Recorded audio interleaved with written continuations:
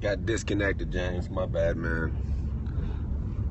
Between my internet connection and your internet connection.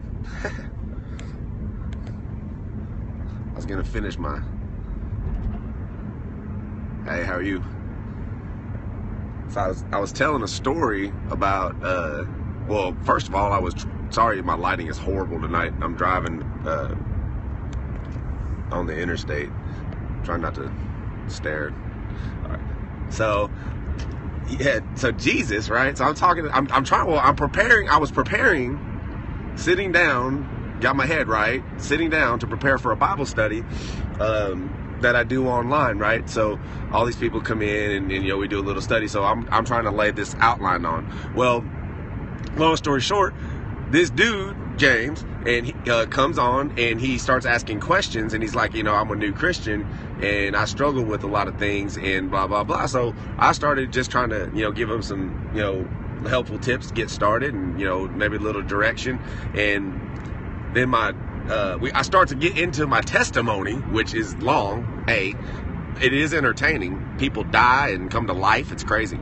That being said, I started to tell him about that, completely not even trying to do that right then. But I started to, and I got 10 minutes into it, and we lose internet connection. So I was kind of hoping I could catch him back in here because I saw that he started following me. But then I also had to leave the house, so here we are. Jesus freaks, driving, talking. I will pick up the story where I left off, though, and catch it up to speed. So, long story short, I used to work with a guy. I'm 17, 18 years old. This is a long time ago. And this dude is a drug dealer at the time, right? I'm a just equal user there as a young guy. Long story short, this dude flips one weekend, like totally flips, like flips to the point where they're like, have you seen this dude? Like, he's a completely different person. When I mean different person, his demeanor changed, everything changes. His hair used to be like bleach blonde, now it's like jet black. He hung out with everybody, now he hangs out with nobody. He dated this girl, lived with her, nope, not anymore, kicked her out like instantly, right away. And long story short, it's like this dude is nowhere even close to who he was, right? I mean, everything is different. So he's walking around like this, reading the Bible all day at work. When we're working. So it's freaking everybody out. For some reason, I don't get freaked out about it, but I didn't know what to expect. So I'm working as a busboy. He's working as a waiter. And he comes and he's not talking to anybody. When I mean he's not talking to anybody, he's like not talking to anybody. Like there's no talking to nobody except for his tables and stuff. So this goes on for like a while, like 5, 6, 7, 8 weeks. Well, one day I catch him like at break, like, and they call it the Cove. It's like 2 o'clock, 3 o'clock in the afternoon. It's kind of dead. Well, he's sitting there reading at a booth, and I'm cleaning the one next to him, and I look up over the top of it, and I'm like, hey man, what's going on? And I'll never forget, he just looks up, he closes the book, and he's like, I've been waiting for you to talk to me. Now, first of all, it's kind of creepy. Second of all, didn't see that one coming. Third of all, looking back, wow, it's really, really cool. But then it was kind of really weird, and but I didn't take it weird, though. It's weird. I should have took it weird, but I didn't take it weird. And anyway, I started talking. He starts telling me, what happened to him. Nobody's talked to him since then, dude. This is like I was the dude who went down the tunnel went to go find out from this dude. He had a bad acid trip. That's what happened. Like, not normal stuff, right? Very, wow. Wow. The story was even crazier. This guy's talking about demons, watching demons leave his body. That's like a episode of, I don't know, sci-fi something, right? So anyway, he's telling me these things. And I'm like believing every second of this, right? Because I knew the dude before. He's not the same guy. He's a different dude.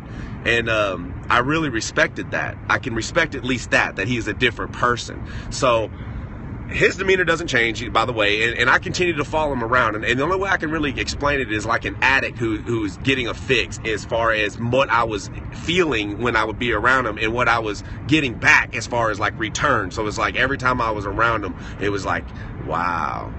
Like I felt awesome. And I never had that kind of feeling before, right? So, and this, by the way, we're talking about a guy who just met Jesus, and I was starting to tell him about my story.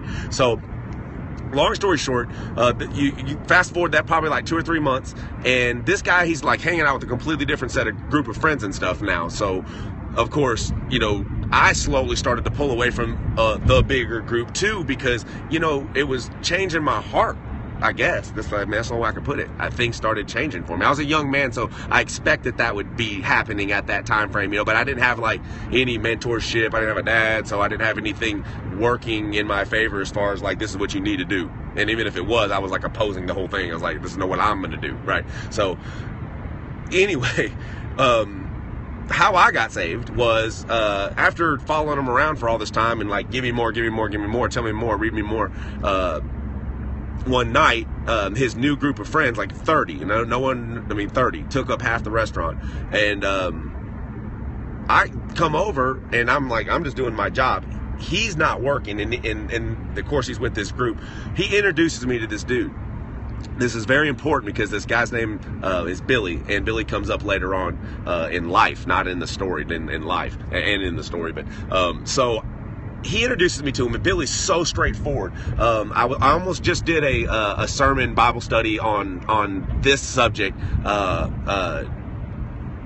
tonight instead of the one I was going to work on, but I didn't. And it's talking about the boldness of Christ, and this was a book and parts of what Paul wrote, and he was talking about being very bold in everything that we do, And so anyway,